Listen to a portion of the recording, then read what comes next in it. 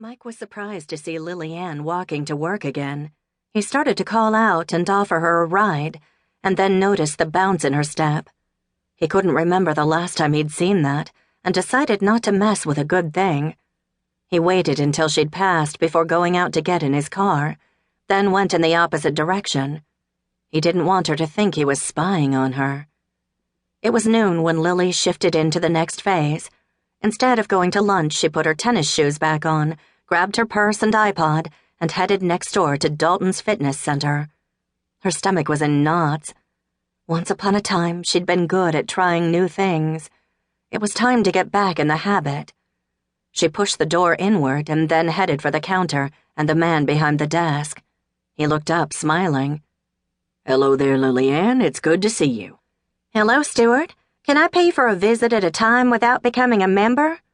"You can pay for a month at a time. Would that work for you?" She nodded. It would take way more than a month for what she intended to do. "Yes, that would be fine."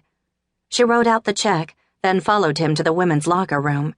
He gave her a locker key and told her he'd wait for her outside while she stowed her gear. Then she grabbed her iPod and locker key and followed him back into the gym area.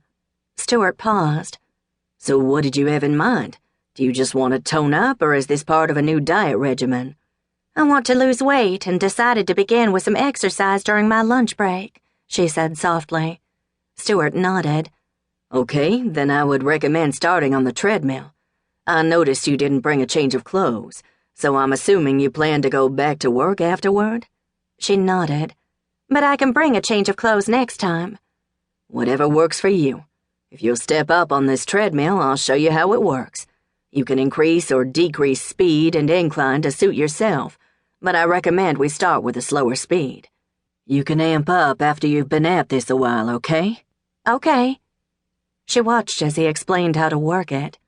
After he walked away, she dropped the iPod in her pocket, put the earbuds in her ears, and hit play. The music began as she started the treadmill, but it felt like much more had just happened. She'd just taken a huge step back into public life. At first, she felt awkward and anxious on the treadmill, like she was going to either walk off the front of it or roll off the back. It took her a few minutes to get the hang of the pace, and then she found a rhythm. The music was moving her spirit, and her feet were moving the blood in her body faster than it had pumped in years. Before she knew it, 30 minutes had come and gone, and she wasn't nearly as tired as she'd expected to be. There were people coming and going the entire time she'd been on the treadmill, and to her relief, not a one of them paid her any attention. She was intent on maintaining her pace as the iPod shifted to another download. But when she heard the first notes, her heart dropped. It had been ages since she'd listened to her playlist, and she had completely forgotten the song was there. Before she knew it, tears were running down her face, but she kept on walking, trying to outrun the pain. Mike had been busy with errands all morning. By the time he was finished, it was almost 12:30. He came in the back door, dumping supplies as he went, then washed up before going into the gym area. The last thing he would have expected was to see LilyAnn on one of his treadmills, but the moment he saw her, a surge of excitement swept through him. This is great. She was serious when she said she wanted to change. He didn't know whether to ignore her and leave her in the zone, or walk by and at least acknowledge her presence. Her chin was tilted slightly toward her chest, and he could see the earbuds, which meant she was listening to her iPod. His instinct was to not bother her until he saw the tears. He was halfway across the room before he realized he'd taken a step. Without saying a word, he walked up right beside the treadmill and pulled the earbuds out of her ears.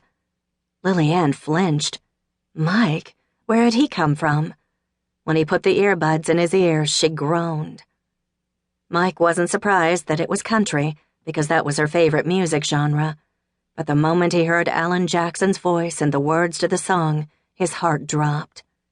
Damn it to hell. He looked up at her, then purposefully ignored the tears and opted for upbeat. "Hi, honey, great to see you. However, unless you were planning to go straight to a funeral from here, where were you when the world..."